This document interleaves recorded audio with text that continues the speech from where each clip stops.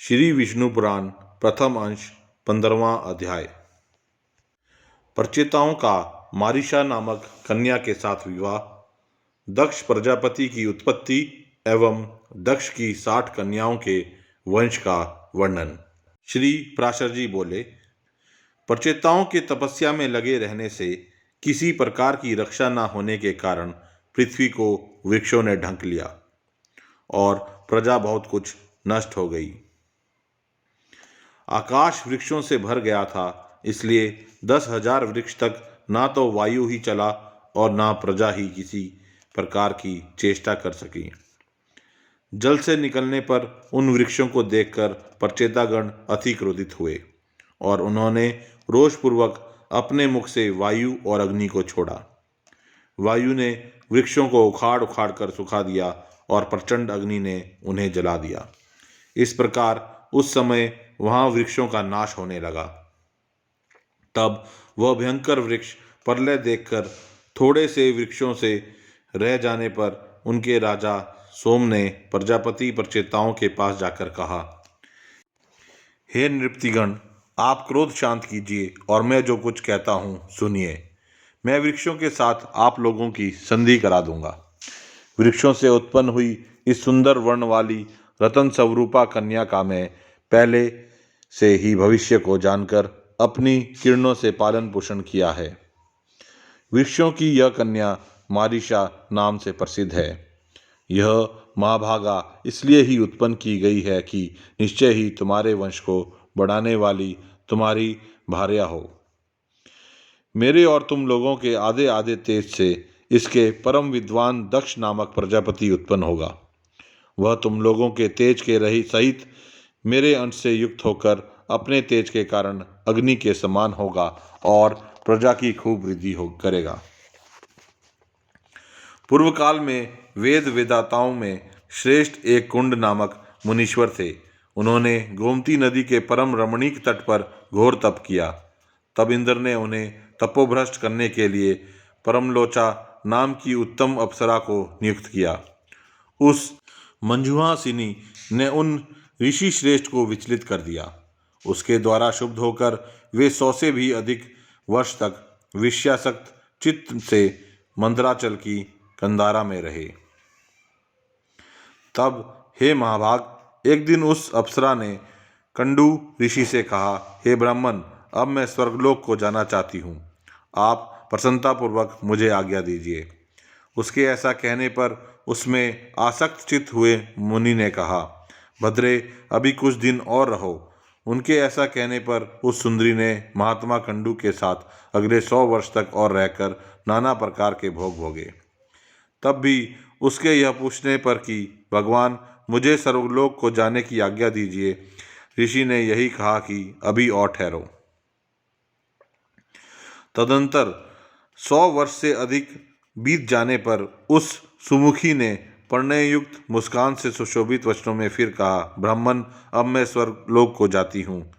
यह सुनकर मुनि ने उस विशालक्षिका को आलिंगन कर कहा, अई सुभ्रु, अब तो तू बहुत दिनों के लिए चली जाएगी, इसलिए क्षण भर तोड़ और ठहर।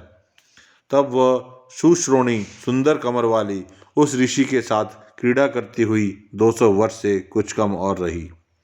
हे महाभाग, इस प्रकार जब जब वह सुंदरी देवलोक को जाने के लिए कहती, तभी तभी कंडू ऋषि उससे यही कहते कि अभी ठहर जा। मुनि के इस प्रकार कहने पर प्रणय भंग की पीड़ा को जानने वाली उस दक्षिणा ने अपने दक्षिण वक्ष तथा मुनि के शाप से भयभीत होकर उन्हें ना छोड़ा तथा उन महर्षि महोदय का भी कामसक्त चित्त से उसके साथ अहर्निश रमण करते करते उसमें नित्य नूतन प्रेम बढ़ता गया। एक दिन वे मुनिवर बड़ी शीघ्रता से अपनी कुटी से निकले। उनके निकलते समय वह सुंदरी बोली, आप कहाँ जाते हैं? उसके इस प्रकार पूछने पर मुनि ने कहा, हे शुभे, दिन अस्त हो चुका है, इसलिए मैं संध्योपासना करूँगा, नहीं तो नित्य क्रिया नष्ट हो जाएगी। तब उस सुंदर दांतों वाली ने उन मुनीश्वर से हंसकर कहा, हे सर्वधर्मज्ञ, क्या आज ही आपका दिन अस्त हुआ है? हे विप्र, अनेकों वर्षों के पश्चात आज आपका दिन अस्त हुआ है, इसलिए इससे कहिए किसको आश्चर्य ना होगा। मुनि बोले, भद्रे, नदी के इस सुंदर तट पर तुम आज सवेरे ही तो आई हो।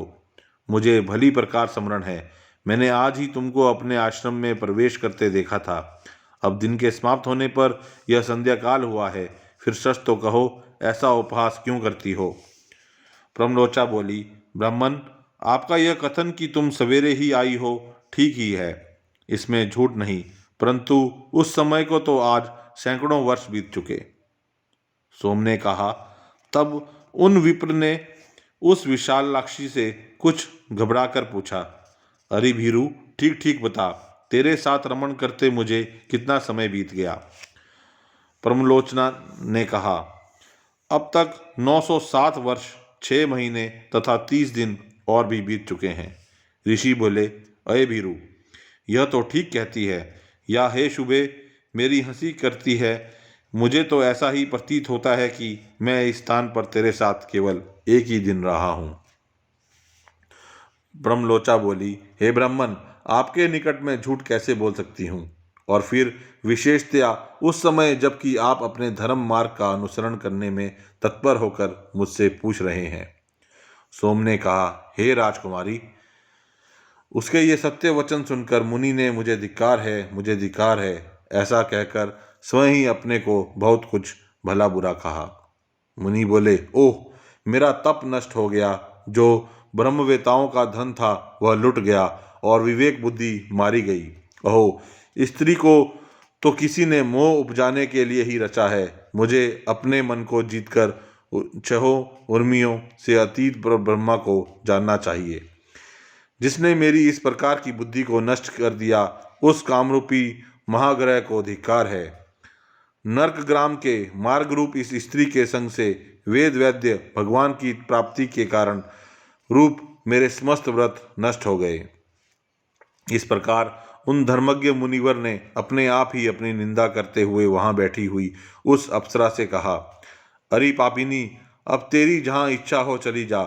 तूने अपनी भावभंगी से मुझे मोहित करके इंद्र का जो कार्य था वह पूरा कर लिया। मैं अपने क्रोध से प्रज्वलित हुए अग्नि द्वारा तुझे भस्म नहीं करना चाहता, क्योंकि सज्जनों की मित्रता सात पग साथ रहने से हो जाती है, और मैं तो तेरे साथ निवास कर चुका हूँ। अथवा इसमें तेरा दोष भी क्या है जो मैं तुझ पर क्रोध करूँ।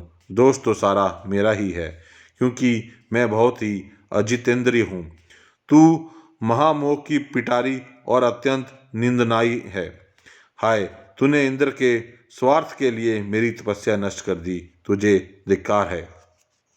सोम ने कहा, हे ब्रह्म ऋषि, उस सुंदरी से जब तक ऐसा कहते रहे तब तक वह पसीने में सराबोर होकर अत्यंत कांपती रही। इस प्रकार जिसका समस्त शरीर पसीने में डूबा हुआ था और जो भय से थरथर कांप रही थी, उस परमलोचा से मुनिश्रेष्ठ कंडू ने क्रोधपूर्वक कहा, अरे तू चली जा, चली जा। तू बारंबार फटकारे जाने पर वह उस आश्रम से निकली और आकाश मार्ग से जाते हुए उसने अपना पसीना वृक्ष के पत्तों से पोंछा। वह बाला वृक्षों के नवीन लाल लाल पत्तों से अपने पसीने से तत्तर शरीर को पोंछती हुई एक वृक्ष से दूसरे वृक्ष पर चलती गई। उस समय ऋषि ने उसके शरीर में जो गर्भ स्थापित किया था वह भी रोमांच से निकलते हुए पसीनों के रूप में उसके शरीर से बाहर निकल आया। उस गर्भ को वृक्षों ने ग्रहण कर लिया, उसे वायु ने एकत्रित कर दिया और मैं अपनी किरणों से उसे पोषित करने लगा। इससे वह धीरे धीरे बढ़ गया। वृक्षाग्र से उत्पन्न हुई वह मारीशा नाम की सुमुखी कन्या तुम्हें वृक्षगण समर्पण करेंगे, अतः अब वह क्रोध शांत करो। इस प्रकार वृक्षों से उत्पन्न हुई वह कन्या परमलोचा की पुत्री है तथा कंडू मुनि की, मेरी और वायु की भी संतान है। श्री प्राशर जी बोले, हे मैत्रेय, तब यह सोचकर कि प्रचेतागण योग भ्रष्ट की कन्या होने से मारीशा को आग्रह ना समझें, सोमदेव ने कहा, साधु श्रेष्ठ भगवान कंडू भी तप के क्षीण हो जाने से पुरुषोत्तम क्षेत्र नामक भगवान विष्णु की निवास भूमि को गए, और हे राजपुत्री, वहाँ के महायोगी एकनिष्ठ होकर एकाग्र चित्त से ब्रह्मपार मंत्र का जप करते हुए उदरभाऊ रहकर श्री विष्णु भगवान की आराधना करने लगे। पर चेतागण बोले, हम कंडू मुनि का ब्रह्मपार नामक ब्रह्म स्तोत्र सुनना चाहते हैं, जिसका जप करते हुए उन्होंने श्री केशव की आराधना की थी। सोम ने कहा, हे राजकुमारों, वह मंत्र इस प्रकार है। श्री विष्णु भगवान संसार मार्ग की अंतिम अवधि हैं। उनका पार पाना कठिन है। वे पर से भी पर अर्थात अनंत हैं, अतः स्वयं स्वरूप हैं। तपोनिष्ठ महात्माओं को वही वो प्राप्त हो सकते हैं, क्योंकि वे पर अनात्म प्रपंच से परे हैं तथा पर इंद्रियों के अगोचर परमात्मा हैं और भक्तों के पालक एवं उनके अभिष्ट को पूर्ण करने वाले हैं। ब्रह्मा ही प्रभु हैं, ब्रह्मा ही सर्व जीव रूप हैं और ब्रह्मा ही सकल प्रजा का पति, रक्षक तथा विनाशी हैं। वह ब्रह्मा अव्यय, नित्य और अजन्मा है तथा वही क्षय आदि समस्त विकारों से शून्य विष्णु है। क्योंकि वह अक्षर, अज और नित्य ब्रह्मा ही पुरुषोत्तम भगवान विष्णु है, इसलिए उनका नित्य अनुरक्त भक्त होने के कारण मेरे राग आदि जोश शांत हों। इस ब्रह्मापार नामक परम स्तोत्र का जप करते हुए श्री केशव की आराधना करने से उन मुनीश्वर ने परम सिद्धि प्राप्त की। जो पुरुष इस सत्व को नित्य प्रति पढ़ता या सुनता है, वह काम आदि सकल दोषों से मुक्त होकर अपना मनोवांछित फल प्राप्त करता है। अब मैं तुमसे यह बताता हूँ कि यह मारीचा पूर्व जन्म में कौन थी। यह बता देने से तुम्हारे कार्य का गौरव सफल होगा, अर्थात तुम प्रजा वृद्धि रूप फल प्राप्त कर सकोगे। यह साध्वी अपने पूर्व जन्म में एक महारानी थी। पुत्रहीन अवस्था में ही पति के मर जाने पर इस महाभागा ने अपने भक्तिभाव से विष्णु भगवान को संतुष्ट किया। इसकी आराधना से प्रसन्न हो विष्णु भगवान ने प्रकट होकर कहा, हे शुभे, वर मांग। तब इसने अपनी मनोभिलाषा इस प्रकार कह सुनाई, भगवान, बाल विधवा होने के कारण मेरा जन्म व्यर्थ ही हुआ। हे जगतपते, मैं ऐसी अभागिनी हूँ कि फलहीन ही उत्पन्न हुई, अतः आपकी कृपा से जन्म जन्म में मेरे बड़े प्रशंसनीय पति हों और प्रजापति ब्रह्मा जी के समान पुत्र हो। और हे अदोषज्ञ, आपसे प्रसाद से मैं भी कुल, शील, अवस्था, सत्य, दक्षिण्य, कार्यकुशलता, शीघ्रकारिता, अविसंवादिता, सत्व, वृद्ध सेवा और कृतज्ञता आदि गुणों से तथा सुंदर रूप संपत्ति से संपन्न और सबको प्रिय लगने वाली योनिजा माता के गर्भ से जन्म लिए बिना ही उत्पन्न हों। सोम बोले, उसके ऐसा कहने पर वरदायक परमेश्वर देवादिदेव श्री हरि ने प्रणाम के लिए झुकी हुई उस बाला को उठाकर कहा।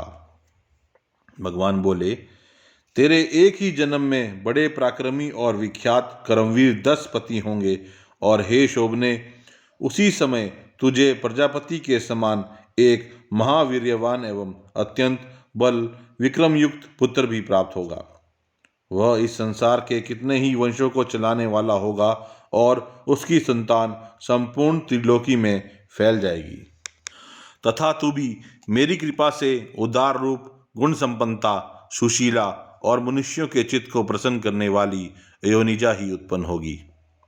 हे राजपुत्रों, उस विशालाक्षी से ऐसा कह भगवान अंतर्धान हो गए, और वही यह मारीशा के रूप से उत्पन्न हुई तुम्हारी पत्नी है।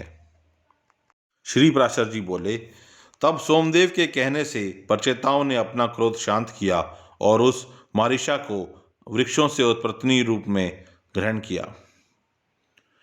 उन 10 प्रचेताओं ने मारीशा के महाभाग दक्ष प्रजापति का जन्म हुआ, जो पहले ब्रह्मा जी से उत्पन्न हुए थे। हे महामते, उन महाभाग दक्ष ने ब्रह्मा जी की आज्ञा से पालते हुए सर्ग रचना के लिए उद्यत होकर उनकी अपनी सृष्टि बढ़ाने और संतान उत्पन्न करने के लिए नीच ऊंच तथा द्विपद, चतुष्पद आदि नाना प्रकार के जीवों को पुत्र रूप से उत्पन्न किया। प्रजापति दक्ष ने पहले मन से ही सृष्टि करके फिर स्त्रियों की उत्पत्ति की। उनमें से 10 धर्म को और 13 कश्यपों को दी। तथा काल परिवर्तन में नियुक्त अश्वनी आदि 27 चंद्रमा को विवाह दी। उन्हीं से देवता, दैत्य, नाग, गौ, पक्षी, गंधर्व, अप्सरा और दानव आदि उत्पन्न हुए। हे मैत्रेय, दक्ष के समय से ही प्रजा का मैथुन स्त्री पुरुष संबंध द्वारा उत्पन्न होना आरंभ हुआ है। उससे पहले तो अत्यंत तपस्वी प्राचीन सिद्ध पुरुषों के तपोबल से उनके संकल्प, दर्शन अथवा स्पर्श मात्र से ही प्रजा उत्पन्न होती थी। श्री मैत्रेय जी बोले, हे महामुने, मैंने तो सुना था कि दक्ष का जन्म ब्रह्मा जी के दाएं अंगूठे से हुआ था। फिर वे प्रचेताओं के पुत्र किस प्रकार हुए? हे ब्राह्मण, मेरे हृदय में यह बड़ा संदेह है कि सोमदेव के दायित्र देवते होकर भी फिर भी वे उनके शवशूर हुए। श्री पराशर जी बोले, हे मैत्रेय, प्राणियों की उत्पत्ति और नाश निरंतर हुआ करते हैं। इस विषय में ऋषियों तथा अन्य दिव्य दृष्टि पुरुषों को कोई मोह नहीं होता। हे मुनि श्रेष्ठ, ये दक्षादि युग युग में होते हैं और फिर लीन हो जाते हैं। इसमें विद्वान को किसी प्रकार का संदेह नहीं होता। हे द्विजोतम, इनमें पहले किसी प्रकार की ज्येष्ठता अथवा कनिष्ठता भी नहीं थी। उस समय तप और प्रभाव ही उनकी ज्येष्ठता के कारण होते थे। श्री मैत्रेय जी बोले, हे ब्राह्मण, आप मुझसे देव, दानव, गंधर्व, सर्प और राक्षसों की उत्पत्ति विस्तार पूर्वक कहिए। श्री पराशर जी बोले, हे महामुने, स्वयंभू भगवान ब्रह्मा जी ऐसी आज्ञा होने पर कि तुम प्रजा उत्पन्न करो, दक्ष ने पूर्व काल में जिस प्रकार प्राणियों की रचना की थी वह सुनो। उस समय पहले तो दक्ष ने ऋषि, गंधर्व, असुर और सर्प आदि मानसिक प्राणियों को ही उत्पन्न किया। इस प्रकार रचना करते हुए तब उनकी वह प्रजा और न बढ़ी तो उन प्रजापति ने सृष्टि की वृद्धि के लिए मन में विचार कर मैथुन धर्म से नाना प्रकार की प्रजा उत्पन्न करने की इच्छा से वृण प्रजापति अति तपस्विनी और लोकधारिणी पुत्री अस्किनी से विवाह किया। तदनंतर वीर्यवान प्रजापति दक्ष ने सर्ग की वृद्धि के लिए वृणसुता अस्किनी से 5 सहस्त्र पुत्र उत्पन्न किए। उन्हें प्रजावृद्धि के इच्छुक देख प्रियवादी देवऋषि नारद ने उनके निकट जाकर इस प्रकार कहा, हे महापराक्रमी हर्यशवगण, आप लोगों की ऐसी चेष्टा प्रतीत होती है कि आप प्रजा उत्पन्न करेंगे। सो मेरा यह कथन सुनो। खेद की बात है, तुम लोग अभी निरे अनभिज्ञ हो, क्योंकि तुम इस पृथ्वी का मध्य, उदर्व और अध कुछ भी नहीं जानते। फिर प्रजा की रचना किस प्रकार करोगे? देखो, तुम्हारी गति इस ब्रह्मांड में ऊपर नीचे और इधर उधर सब और अपरहित बेरोक टोक होनी चाहिए। अतः हे अज्ञानियों, तुम सब मिलकर इस पृथ्वी का अंत क्यों नहीं देखते? नारद जी के ये वचन सुनकर वे सब भिन्न भिन्न दिशाओं को चले गए और समुद्र में जाकर जिस प्रकार नदियां नहीं लौटती उसी प्रकार वे भी आज तक नहीं लौटे। हर यशवों के इस प्रकार चले जाने पर प्रचेताओं के पुत्र दक्ष ने वैरुणी से 1 सहस्त्र पुत्र और उत्पन्न किए।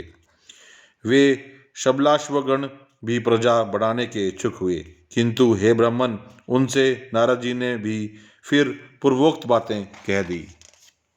तब वे सब आपस में एक दूसरे से कहने लगे, महामुनि नारद जी ठीक कहते हैं, हमको भी इसमें संदेह नहीं, अपने भाइयों के मार्ग का ही अवलंबन करना चाहिए। हम भी पृथ्वी का परिमाण जानकर ही सृष्टि करेंगे।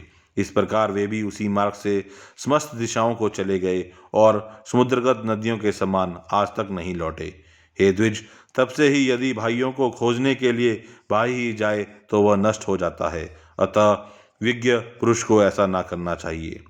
महाभाग दक्ष प्रजापति ने उन पुत्रों को भी गए जान नारद जी पर बड़ा क्रोध किया और उन्हें शाप दे दिया। हे मैत्रेय, हमने सुना है कि फिर उस विद्वान प्रजापति ने सर्ग वृद्धि की इच्छा से वैरुणी से 60 कन्याएं उत्पन्न की। उनमें से उन्होंने 10 धर्म को, 13 कश्यप को, 27 सोम को और 4 अरिष्टनेमिका दी तथा 2 बहुपुत्र, 2 अंगिरा और 2 कृशाशवकों को विवाही। अब उनके नाम सुनो। अरुंधति, वसु, यामी, लंबा, भानु, मरुत्वती, संकल्पा, मुहूर्ता, साध्या और विश्वा, ये 10 धर्म की पत्नियां थी। अब तुम इनके पुत्रों का विवरण सुनो। विश्वा के पुत्र विश्वदेवा थे। संध्या से साध्य गण हुए। मरुत्वती से मरुत्वान और वसु से वसुगुण हुए तथा भानु से भानु और मुहूर्ता से मुहूर्ताभिमानी देवगण हुए। लंबा से घोष, यामी से नागविधि और अरुंधति से समस्त पृथ्वी की विशेषक प्राणी हुए तथा संकल्प से सर्वात्मक संकल्प की उत्पत्ति हुई। नाना प्रकार का वसु, तेज अथवा धन ही जिनका प्राण है, ऐसी ज्योति आदि जो 8 वसुगण विख्यात हैं, अब मैं उनके वंश का विस्तार बताता हूँ। उनके नाम आप ध्रुव, सोम, धर्म, अनिल, अनल, प्रत्युष और प्रभाव कहे जाते हैं। आपके पुत्र वैतंड, शरम, शांत और धवनी हुए तथा ध्रुव के पुत्र लोक संहारक भगवान काल हुए। भगवान वर्चा सोम के पुत्र थे, जिनसे पुरुष वर्चस्वी तेजस्वी हो जाता है, और धर्म के उनकी भ्राया मनोहरा से द्रविण, हुत एवं हव्यवय तथा शिशिर, प्राण और वरुण नामक पुत्र हुए। अनिल की पत्नी शिवा थी, उससे अनिल के मनोजव और अविज्ञात गति ये 2 पुत्र हुए। अग्नि के पुत्र कुमार शरस्तंभ सरकंडे से उत्पन्न हुए थे। ये कृतिकाओं के पुत्र होने से कार्तिकेय कहलाए। शाख, विशाख और नैग में इनके छोटे भाई थे। देवल नामक ऋषियों को प्रत्युष का पुत्र कहा जाता है। इन देवल के भी 2 क्षमाशील और मनीषी पुत्र हुए। बृहस्पति जी की बहिन वरस्त्री, और जो ब्रह्मचारिणी और सिद्ध योगिनी थी तथा अनासक्त भाव से समस्त भूमंडल में विचरती थी। 8वें वसु प्रभास की भार्या हुई। उससे सहस्त्रों शिल्पों कारीगरियों के कर्ता और देवताओं के शिल्पी महाभाग प्रजापति विश्वकर्मा का जन्म हुआ, जो समस्त शिल्पकारों में श्रेष्ठ और सब प्रकार के आभूषण बनाने वाले हुए तथा जिन्होंने देवताओं के संपूर्ण विमानों की रचना की, और जिन महात्मा की शिल्प विद्या के आश्रय से बहुत से मनुष्य जीवन निर्वाह करते हैं। उन विश्वकर्मा के 4 पुत्र थे। उनके नाम सुनो। वे अजैकपाद, अहिबुर्धन्य, त्वष्टा और परम पुरुषार्थी रुद्र थे। उनमें से त्वष्टा के पुत्र महातपस्वी विश्वरूप थे।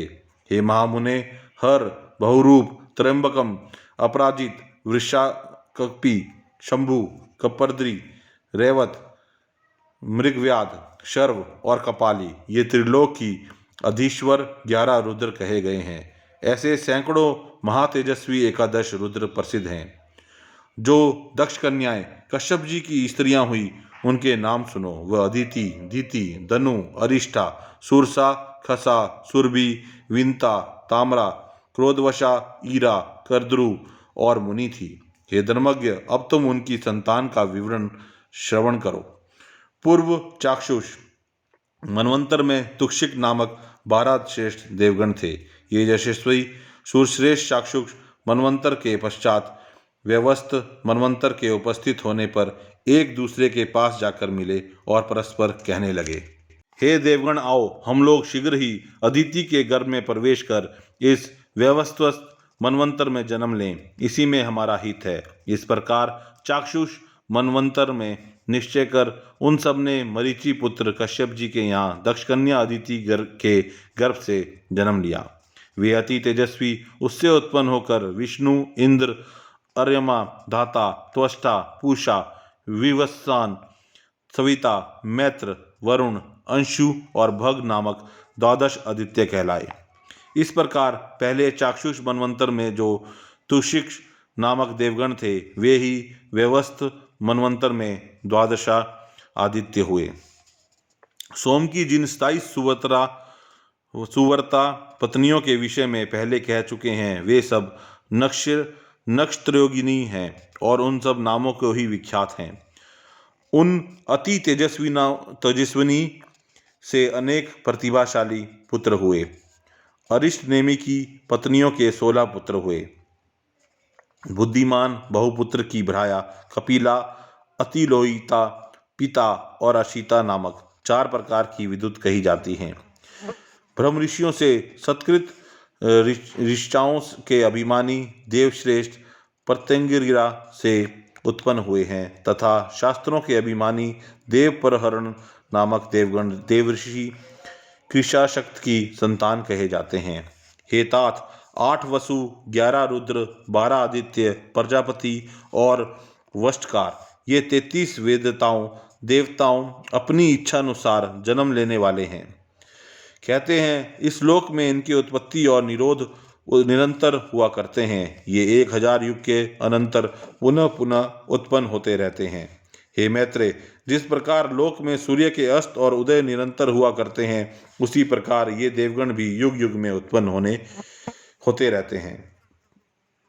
हमने सुना है दीति के कश्यप जी के वीर्य से परम दर्जे हिरण्यकशिपु और हिरण्याक्ष नामक 2 पुत्र तथा सिंहिका नामक की एक कन्या हुई, जो विप्रचिति को विवाही गई। हिरण्यकशिपु के अति तेजस्वी और महाप्रक्रमी अनुवाद, वाद, बुद्धिमान प्रहलाद और सहराद नामक 4 पुत्र हुए, जो दैवीय वंश को बढ़ाने वाले थे। हे महाभाग, उनमें प्रहलाद जी सर्वत्र समदर्शी और जितेंद्रिय थे, जिन्होंने श्री विष्णु भगवान की परम भक्ति का वर्णन किया था, जिनको दैत्यराज द्वारा दीपित किए हुए अग्नि के उनके सर्वांग में व्याप्त होकर भी हृदय में वासुदेव भगवान स्थित रहने से नहीं जला पाया। जिन महाबुद्धिमान के पाशबद्ध होकर समुद्र के जल में पड़े पड़े इधर उधर हिलने डुलने से सारी पृथ्वी हिलने लगी थी, जिनका पर्वत के समान कठोर शरीर सर्वत्र भगवचित रहने के कारण दैत्यराज के चलाए हुए अस्त्र शस्त्रों से भी छिन्न भिन्न नहीं हुआ। दैत्यराज द्वारा प्रेरित विषाग्नि से प्रज्वलित मुख वाले सर्प भी जिन महातेजस्वी का अंत नहीं कर सके, जिन्होंने भगवत स्मरण रूपी कवच धारण किए रहने के कारण पुरुषोत्तम भगवान का स्मरण करते हुए पत्थरों की मार पड़ने पर भी अपने प्राण को नहीं छोड़ा। स्वर्ग निवासी दैत्यपति द्वारा ऊपर से गिराए जाने पर जिन महामती को पृथ्वी ने पास जाकर बीच में ही अपनी गोद में धारण कर लिया। चित्त में श्री मधुसूदन भगवान के स्थित रहने से दैत्यराज का नियुक्त किया हुआ सबका शोषण करने वाला वायु जिनके शरीर में लगने से शांत हो गया। दैत्येंद्र द्वारा आक्रमण के लिए नियुक्त उन्मत्त दिग्गजों के दांत जिनके वक्ष स्थल में लगने से टूट गए और उनका सारा मद चूर्ण हो गया।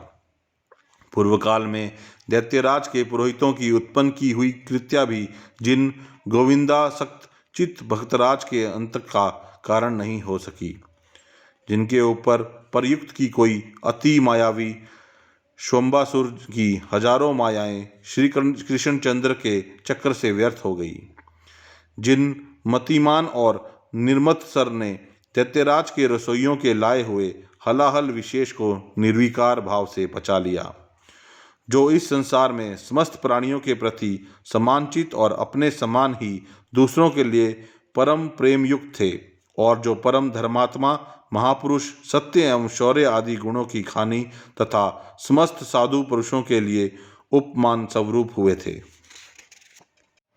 यह था श्री विष्णु पुराण का प्रथम अंश का 15वां अध्याय।